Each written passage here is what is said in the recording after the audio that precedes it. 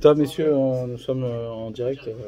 Évitons de parler de choses qui peuvent être communes. Voilà.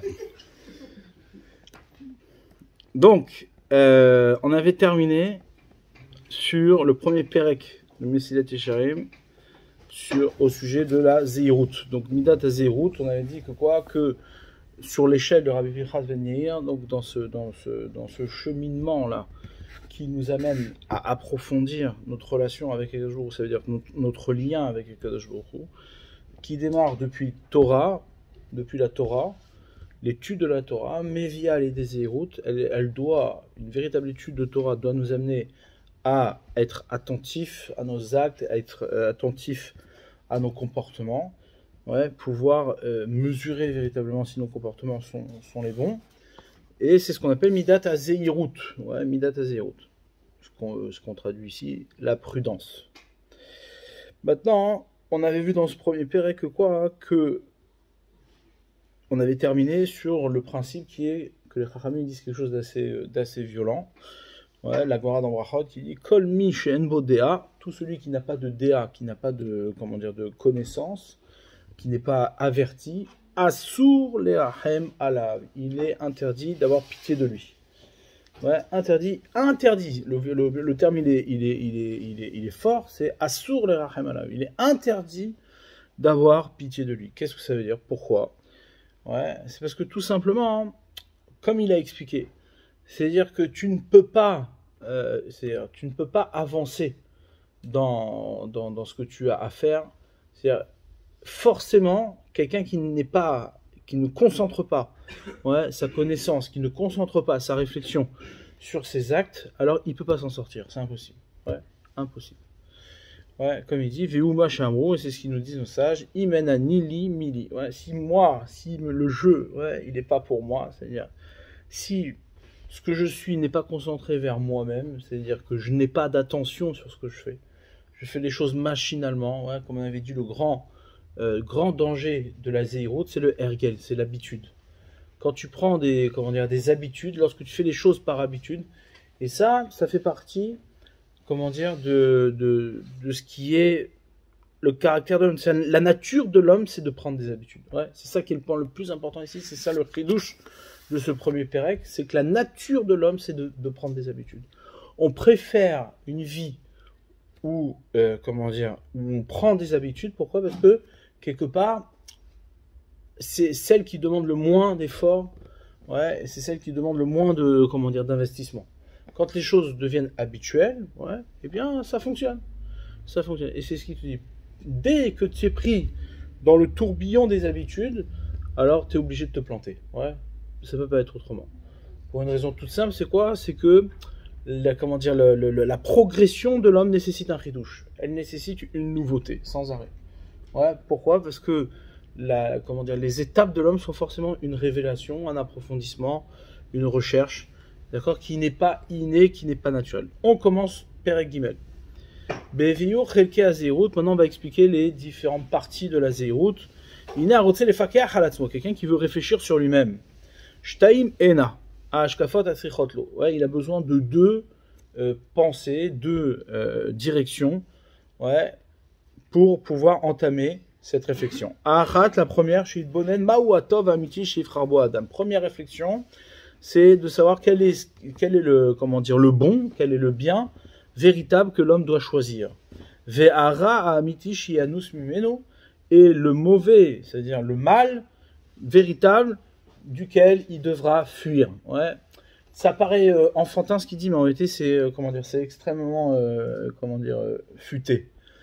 Pourquoi? Parce qu'on aurait pu dire on réfléchit sur ce qui est le bon, le bien véritable, et c'est suffisant. Si tu réfléchis sur le bien, forcément que tu fuis le mal.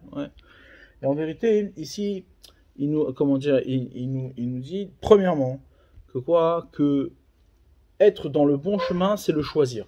Ça veut dire, être dans le bon chemin, c'est le choisir. Ça, c'est une première chose. Il devra réfléchir quel est le bon chemin qu'il devra choisir. Cette réflexion ne suffit pas. C'est-à-dire, elle n'est pas suffisante si elle n'amène pas un choix. La plupart du temps, ce qui se passe, c'est quoi? C'est qu'on réfléchit Ouais, ça c'est le, comment dire, c'est le tménik qu'on a face au Yetzirah. On a pression d'avoir résolu notre Yetzirah en réfléchissant. Ouais. Et donc on voit clair, on sait que ça c'est pas bien, etc. Mais le problème c'est pas comment dire, c'est pas le problème, c'est pas de réfléchir simplement. C'est déjà bien de, comment dire, de porter attention et d'être honnête avec soi-même. Le problème c'est de choisir. Ouais, choisir. Comme ce que Eliyahu Hanavi, il a pu reprocher, ouais, aux gens de sa génération, aux prophètes idolâtres de sa génération, il dit, vous pouvez pas sans arrêt, comment dire, danser sur les deux tableaux. Ouais. Tu peux pas, l'expression, tu peux pas avoir le beurre et l'argent du beurre. Ouais, c'est pas possible. Pourquoi? Parce que nécessairement, l'accomplissement de l'homme passe par un choix. Ouais. Ouais, comme c'est marqué, ou bacharta bachaim, tu choisiras la vie, c'est un, comment dire, un ordre. Ouais, c'est un tzivouï Hachem, c'est-à-dire ce qui est marqué dans la Torah. C'est-à-dire que, ici, ce qui t'explique, c'est qu'une vraie idbonenout, une véritable réflexion, c'est-à-dire quand on est dans la zéhirout, une véritable réflexion doit se porter sur ce qu'on doit choisir. Je dois viser, je dois réfléchir ce que je vais choisir. Ouais. C'est pas simplement je réfléchis qu'est-ce qui est bien et qu'est-ce qui est pas bien. Ouais, je suis pas un philosophe qui dit ça c'est une bonne chose, ça c'est une mauvaise chose. Ouais. C'est-à-dire tu dois réfléchir qu'est-ce que tu vas choisir. Et Bémet, quand tu réfléchis en fonction de cet objectif-là de choisir, ta réflexion est différente. Ouais. Elle est différente. Elle est beaucoup plus profonde, elle est beaucoup plus investie, elle est beaucoup plus sincère, ouais, et beaucoup plus honnête. Donc chez Idbonen Ma'ou Atov Amiti, il devra réfléchir quel est le bon véritable chez Ifrar Bo Adam que l'homme devra choisir. Et donc, par conséquent, ouais, choisir ce qui est bon, c'est-à-dire, c'est ça le sens de la réflexion. Et également, le sens de la réflexion, c'est pas simplement de déterminer ce qui est bon et donc de déterminer ce qui est mal, c'est-à-dire faire un tri entre ce qui est bon et ce qui est mal, mais c'est également impliquer un choix dans le mal, c'est-à-dire la fuite du mal. Ouais, la fuite du mal. Ve'ara ha'amiti shi'anus minu. Et quel est le mauvais véritable qu'on doit fuir de lui. Et bien mettre ça, c'est ce dont on souffre, nous encore plus dans notre génération, parce que quelque part on s'est décalé, ouais, comment dire, des obligations que l'on a. Je donne un exemple. Ouais. Je vais raconter une histoire qui, au final, comment dire, vous allez l'entendre, vous allez dire ouais, c'est joli, mais au final tout le monde prend ce genre de comportement comme ridicule. Ouais. Il y a un Rav qui s'appelle Rav Shimon Shkop. Rav Shimon Shkop qui était un très très grand, comment dire, Rosh Yeshiva. Ouais, un très très grand Rosh Yeshiva hein, à Telz, ouais, qui était, comment dire, qui avait une grande yeshiva très connue, un des comment dire, des piliers du Limoud d'aujourd'hui, ouais, avec Rav Bar Hurber, Rav Shimon Shkop, Rav Bar Hurber, et lui il était très vieux, ouais, il était très vieux, il était à la yeshiva dans son bureau, d'accord, on raconte que quand il préparait son shiur, il était tellement concentré, ouais, tellement concentré que des fois ça lui arrivait de saigner du nez. Ouais, c'était assez, il était vraiment entièrement cool au Torah, c'est-à-dire entièrement cool au Torah. Après Moser, il disait comment dire, que tant que les deux, ouais, Rav Shimon Shkop et Rav Hurber, ils étaient vivants, ouais, Hitler il pouvait pas atteindre les yeshivot. Ouais. Et Bémet, ils sont morts en 42, et c'est là où ça a commencé c'est-à-dire pourquoi? Parce que leur Ol Torah, comme ça ils disaient, que leur Ol Torah, le joug de la Torah qui s'est pris sur eux, ils protégeaient c'était vraiment des personnages extraordinaires. Et donc, ouais, qu'est-ce qui se passe? Une fois, on raconte qu'il y a la femme de ménage, d'accord, qui rentre dans son bureau, il se retrouve seul avec la femme de ménage. Ouais. Et on le voit sortir en courant, ouais, en trombe. Sortir en courant, comment dire, de son bureau pour aller au bout, c'est-à-dire vraiment à l'extérieur. Ouais. Et ses élèves, ils sont là, ils disent mais qu'est-ce qui t'arrive? Ouais. Et il dit non, je me suis retrouvé seul avec la femme de ménage dans mon bureau. Ouais. Et il lui dit mais attends, t'as 80 ans passés, elle c'est une vieille polonaise, d'accord, bon, il va rien se passer, sois pas ridicule. Il dit pas du tout. Le Yetzirah va me faire croire que je suis jeune et qu'elle est belle et comment dire, il est hors de question que je tombe là-dedans. Ouais. C'est-à-dire, ce comportement-là, c'est un comportement, c'est-à-dire, cette vision-là, ouais, c'est une vision qu'on n'a pas. Ouais, qu'on n'a pas. C'est-à-dire que, pourquoi? Pas simplement parce que, comment dire, la réflexion nous paraît ridicule, ouais. c'est parce que tout simplement, on n'est pas sensible à fuir, ouais, à fuir le mal. Ouais. On n'est pas sensible à fuir le mal. Tu as dit, bah, ça va, qu'est-ce qui va se passer? Arrête, comment dire, faut être réaliste, faut arrêter les bêtises. Moi, une fois, je me rappelle, je discutais avec un type,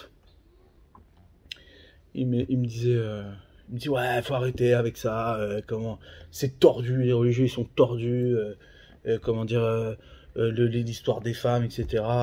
Il faut pas regarder, il faut pas ci, il faut pas ça, ils disent pas bonjour, ils serrent pas la main.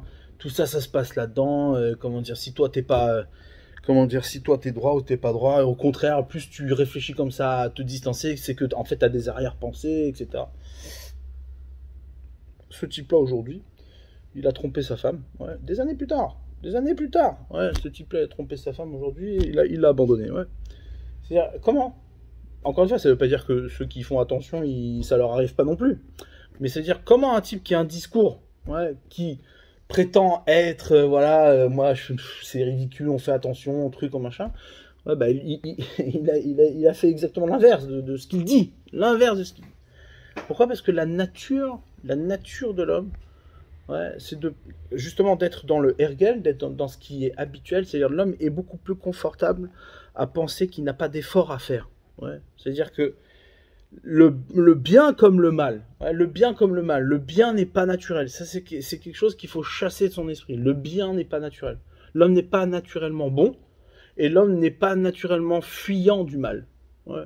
C'est-à-dire, ça nécessite une action. Faire le bien, ça nécessite un choix, et faire le mal, et comment dire, et fuir le mal, ça nécessite une action de fuir. Ouais. C'est pour ça que sa réaction à Rav Shimon Schwab, elle était directe. Il y a marqué qu'on ne doit pas s'isoler avec une femme. Maintenant, toi, tu commences pas à me poser des questions, j'ai 80 ans, j'ai tout, machin. Direct. Il fuit.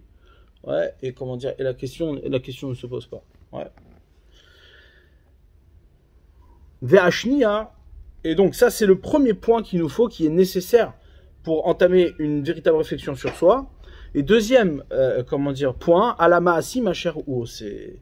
Donc, premièrement, il faut réfléchir sur ses pensées, sur ses idées, ouais, qui vont nous amener à réfléchir au choix du bien qu'on va faire et à la fuite du mal qu'on devra faire. Et Shnia est le deuxième, alama asim, pas simplement sur notre, notre vision et notre réflexion, ouais, mais sur nos actions, ouais, sur ce qui est déjà établi. Alama asim ma chère ou c'est les actions qu'il fait. Lirot imem klalatov ou miklalara, ouais, de voir si elles font partie des actions du bien ou des actions du mal. Et cette réflexion-là, elle est aussi bien au moment où je fais l'action et aussi bien au moment où je ne suis pas dans l'action. Ouais, au milieu de cette action. Au moment où je fais l'action, d'entamer aucune action sans avoir pesé le pour et le contre, ouais, face à la connaissance du bien et du mal. Et cette réflexion, elle existe également en dehors du moment d'action. Il va falloir qu'il remémore, ouais, il remémore toutes les actions qu'il a fait, et vous savoir si ces actions-là, veishkol otam, il va les peser, kemochen également, bemozne amishkal, dans la balance, ouais, azé de la connaissance, lirot ma yeshbam, ouais, de voir qu'est-ce qu'il y a dans ces actions, me'ara du mal, les manitreoto, ouais, afin de le repousser, ou ma minatov, et qu'est-ce qu'il y a de bien, les atmidbo, pour s'y investir encore plus, ou les trazekbo, et se renforcer. Et s'il trouve dans ses actions du mal, azid bonen, alors il réfléchira, yarkor, ouais, il cherchera, sirlo dans son intelligence, et zetarboula, quelle va être sa stratégie, ouais, il y a assez la sour minara ahou, qui mettra en place pour pouvoir s'écarter de ce mal, velei taer mimeno, et de se purifier de lui. Et davar ze otionu chachamenu zecholam vracha beomram, et c'est ça que nos sages nous ont dit dans leur enseignement dans Hérovin, noach lo la adam shelo nivra yoter mishenivra. Il aurait été préférable, plus confortable pour l'homme, ouais. Et ici traduit, il aurait mieux valu, ouais. Non, noach lo, ouais, noach ça veut dire c'est comment dire ve noach matzachem benecha, ouais, c'est-à-dire noach ça veut dire c'est comment dire, Noir, c'est confortable pour lui. Ouais, ça aurait été plus confortable pour l'homme, chez l'onivra, qui ne soit pas créé.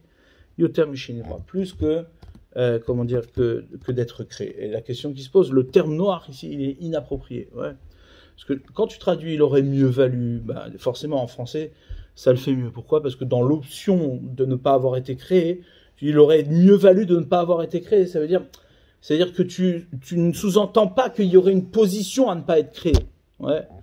Mais lorsque tu dis noar, ouais, comment dire, anacha, par exemple, en hébreu, on dit les aniyar, ouais, les aniyar, ça veut dire poser quelque chose, ouais.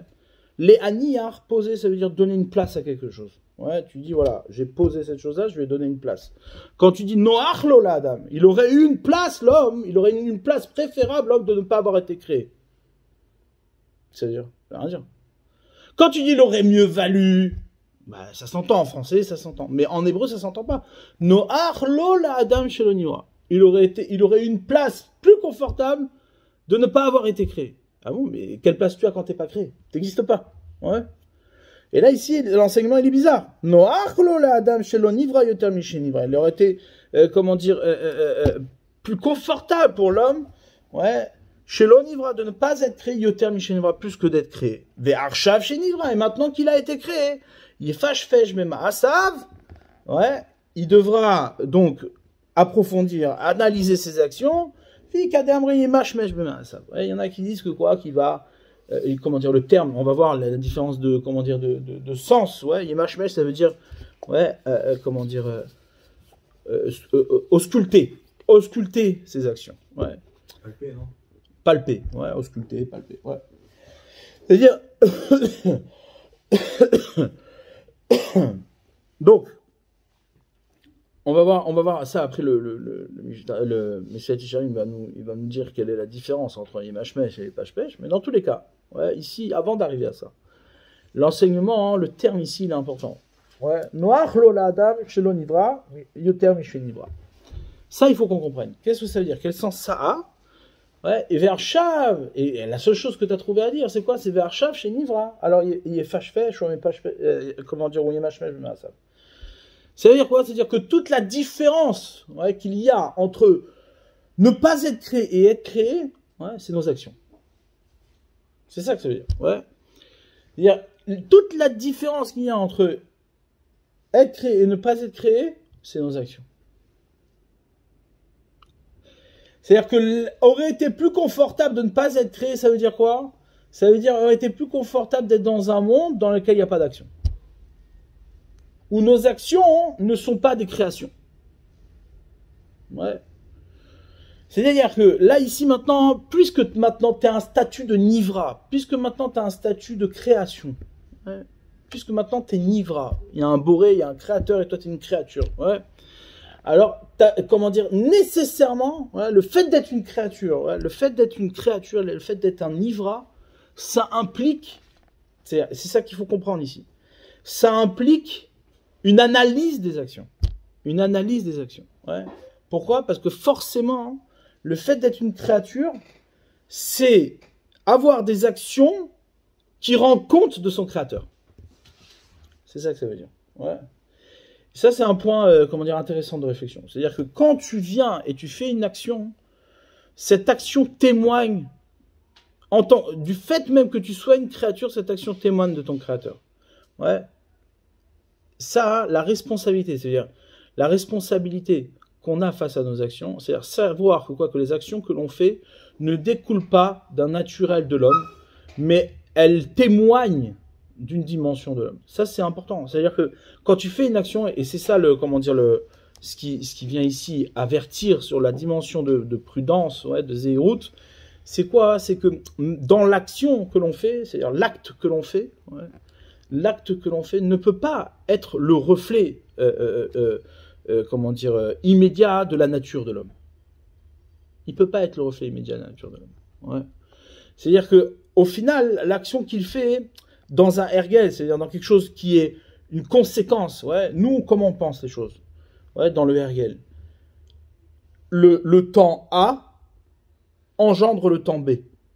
Inévitablement, ouais, le sens du temps, c'est quoi? Passé, présent, futur. On sait très bien que quoi? que si on jette cette chose-là, si je lâche cette chose-là, elle va tomber par terre. Ouais. Donc tu prédis le futur, tu es un prophète. Tu prédis le futur. En vérité, ouais, comme on l'a dit la dernière fois, tu prédis pas le futur. Tu analyses le présent. Tu analyses le présent. L'homme ne peut pas être au présent. L'homme, il a été construit, c'est-à-dire comme ça il a été créé. Comme c'est marqué, Vayitzer, il a été créé avec 2 yud. 2 yud, c'est quoi? Olam Hazeh et Triyat HaMetim. Ce monde-là est le monde de la résurrection. Ouais, c'est-à-dire le monde futur.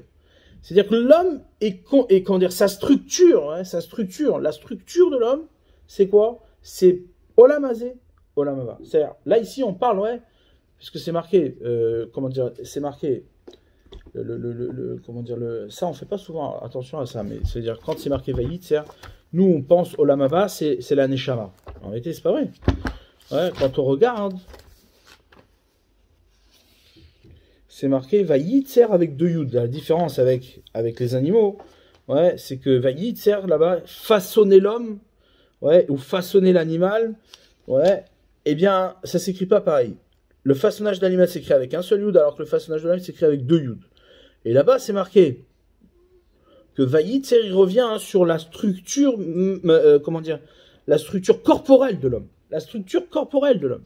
Ce qui veut dire que quoi? Que Olam Hazeh et Olam Haba, le monde présent et le monde à venir, c'est en vérité 2 mondes qui sont dans la structure corporelle de l'homme. Et non pas la Neshama de l'homme. Puisque c'est marqué tout de suite après, Vaïpar Be'apav Nishmatraim, il a insufflé en lui son âme de vie. Ouais. Donc on voit bien que quoi? Que l'action de faire, c'est l'introduction de l'âme, ouais, dans le Vayitzer, c'est nécessairement dans un Yitzur, dans une création qui est structurellement et corporellement Olam Hazeh, Olam Haba, monde présent et monde à venir. Ouais. Ce qui veut dire que, au final, soit tu penses l'action comme un animal, ouais, et ton action forcément elle a besoin d'aucune analyse, puisque au final elle est comment dire, elle est la conséquence directe, de ce que tu penses être.